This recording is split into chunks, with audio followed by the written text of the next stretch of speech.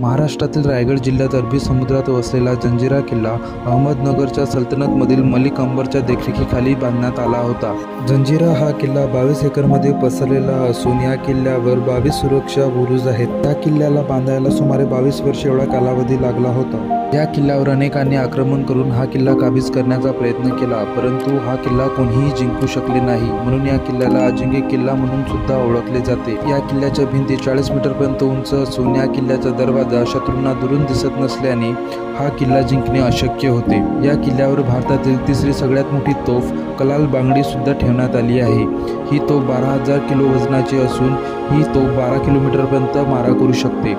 या तोफेचे अजून एक वैशिष्ट्य म्हणजे ही तोफ उन्हात असून सुद्धा गरम होत नाही, कारण की ही तोफ पंचधातूंनी बनवण्यात आली आहे. या किल्ल्यावर 2 गोड पाण्याचे तलाव असून हे एक आश्चर्यच आहे. 1948 मध्ये हा किल्ला स्वतंत्र भारतात सामील करण्यात आला होता.